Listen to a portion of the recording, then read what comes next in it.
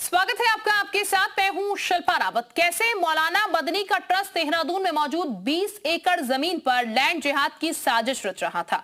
देहरादून की डेमोग्राफी बदलने का ब्लूप्रिंट तैयार कर रहा था, वो भी देश की सैन्य सुरक्षा के साथ खिलवाड़ करके।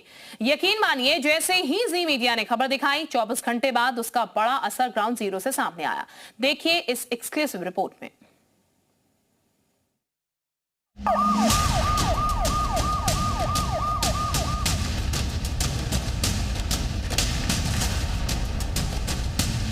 मौलाना मदनी के शेखुल हिंद एजुकेशनल चैरिटेबल ट्रस्ट की ये वही जमीन है जिस पर लैंड जिहाद की साजिश रची जा रही थी। ये वही जमीन है जिसके जरिए देहरादून की डेमोग्राफी बदलने की कोशिश की जा रही थी।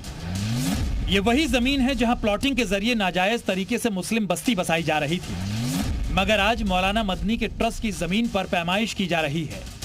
20 एकड़ में फैली जमीन के एक इंच को नापा जोखा जा रहा है। जानते हैं क्यों? तो इसके पीछे की वजह है जी न्यूज।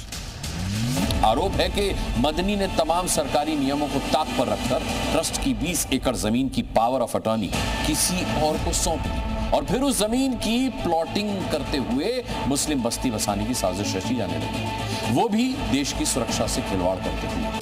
9 फरवरी को रात 8 बजे जी न्यूज ने अपने शो देश हित में मौलाना मदनी और उनके ट्रस्ट से जुड़े फर्जीवाड़े का न सिर्फ खुलासा किया था, बल्कि पुख्ता दस्तावेजों के साथ मदनी के लैंड जिहाद और डेमोग्राफी बदलने वाली साजिश से भी पर्दा उठाया था। आगे भी कुछ जमीनें बेची गई। यहाँ बेची गई रईस अहमद के द्वारा ताहिर हसन को, फिर जमीन बेची गई रईस अहमद के द्वारा अमजद अली को। इसके अलावा आप देखिए, रईस अहमद फिर जमीन बेचते हैं मोहम्मद तारिक को। जी न्यूज देश का पहला चैनल था जिसने इस खबर को जोर शोर से चलाया। बस फिर क्या, जी न्यूज पर खबर चलने के साथ ही उत्तराखंड सरकार एक्शन में आई और आज जी न्यूज की खबर का असर ग्राउंड जीरो पर भी दिखा।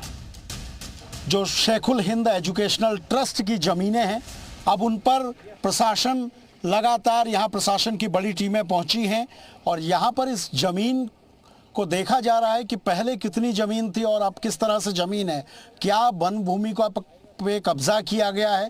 जिस तरह की तमाम शिकायतें थी कि ये एजुकेशनल ट्रस्ट इस जमीन को अब बेच रहा है, हाई कोर्ट के जो आदेश थे उसका उल्लंघन हुआ। इसके अलावा राजस्व विभाग ने जो निर्देश दिए थे उनका भी पालन नहीं हुआ और उसके बाद अब यहाँ पर देहरादून प्रशासन की तमाम अलग अलग टीमें हैं। इस पर राजस्व विभाग की टीमें हैं, फॉरेस्ट की टीमें हैं, इसके अलावा पुलिस की टीमें हैं और तमाम टीमें यहाँ पर कार्रवाई करने के लिए पहुँची हैं।